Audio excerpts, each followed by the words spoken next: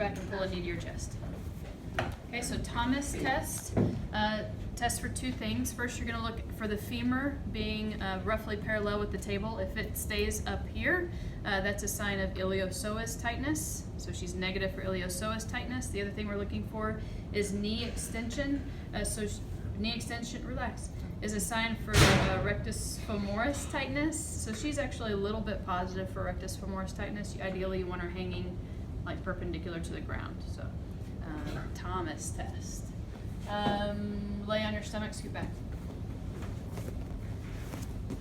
Eli's test, also for rectus femoris. You're just going to passively flex the leg. You're looking for the hip to flex, so it would pop up just a little bit if you have tight rectus femoris.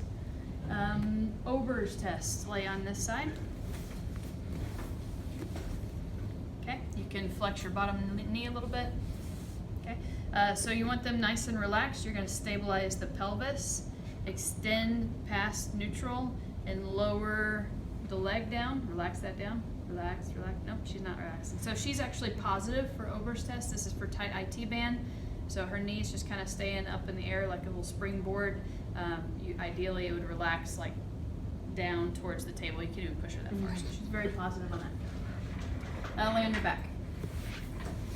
Anterior impingement test for anterior femoral acetabular impingement, cam and pincer lesions.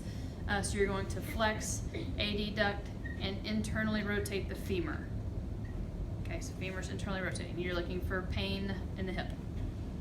Hip scour, very similar. You're going to flex, you're going to load, and add internal and external rotation. In this test for labral tears and like arthritic damage within the joint space. Hoover's test. Hoover's test is for malingerers. Relax. You're just going to hold their legs and ask them to do a straight leg raise. So raise that leg. You're feeling for the counter pressure in the opposite hand. So a positive test is a lack of counter pressure in the opposite hand for malingering. Straight leg raise or Lasage straight leg raise. This is for nerve root impingement or disc pathology. So you're going to raise the pathological leg. Once they start having pain, you're going to lower it about 10 degrees and add dorsiflexion. So a positive test is reproduction of the symptoms with dorsiflexion. It'll involve the sciatic nerve, so pain down the back of the leg. Well straight leg raise, we're going to raise the well leg. It is also for it's for disc pathology primarily. So we're going to raise the well leg and see if it causes back pain on the other side. The slump test, sit up, head on the edge, slouch. Okay, chin to your chest, extend your knee, dorsiflex. Use sciatic nerve irritation, so shooting pain down the back of the leg is positive test. Quadrant test, stand up, turn around. Okay, extend back, flex over, rotate over, and then you're going to push down. If that causes localized pain, that's for facet joint dysfunction. If it shoots down the leg, that's for nerve root compression. Lay on your stomach. Femoral nerve traction test for nerve root compression of the femoral nerve, which is like L2 through L4. Stabilize the pelvis, lift straight up on the femur. Looking for anterior thigh pain. Roll over. The tension or the bowstring is another one for sciatic nerve impingement. So you're going to start them at 90-90, push their thumb into their popliteal space firmly, and extend their knee as far as they can go. You're looking for sciatic nerve pain, and you want to see, basically the positive is a significant difference from one leg to the next. Okay. Does that hurt? Okay. Milgram. Milgram, you're going to raise your legs 2 to 6 inches off the table, so you're a little high right now, low, low, low, right there. You're going to hold that for 30 seconds. Positive test is an inability to hold the testing position due to pain, and it is for disc pathology. You go. Okay. Stand up on the table.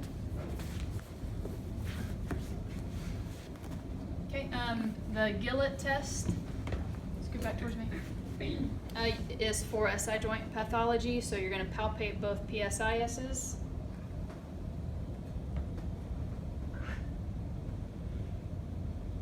And once you get them there, you want to have them raise your right leg and pull it up to your chest. Okay, now switch. Good, and you're good. So positive test is when the PSIS that they're raising drops down. So basically the pelvis will pull forward as you flex your hip. Stand up here. Okay, turn around. Okay, stand on one leg and just extend back as far as you can. Okay, and switch. This is the single leg or the stork stance. It tests for spondylolisthesis. Positive test will be pain in the spine. Lay on your back. Okay, Patrick Faber tests for two different things. First of all, you're going to look for iliopsoas tightness. So if her knee were to stay exactly like it is right now, that's iliopsoas tightness. If she could relax it to where it's more parallel with the table, that's negative. And then you apply overpressure on the ASIS and the knee to check for SI joint pain for SI joint dysfunction. Okay, and then the SI compression series. I'm going to reword that when I post this, but you're going to do all three sets together basically. So you're just going to compress the SI joint from all different angles. Okay, so first we're going to do it supine. So I'm just going to push out on the ASISs, then roll on your side. Okay, and I'm going to do it this way. Okay, and then lay on your stomach. And then I'm going to go ahead and thrust it this way.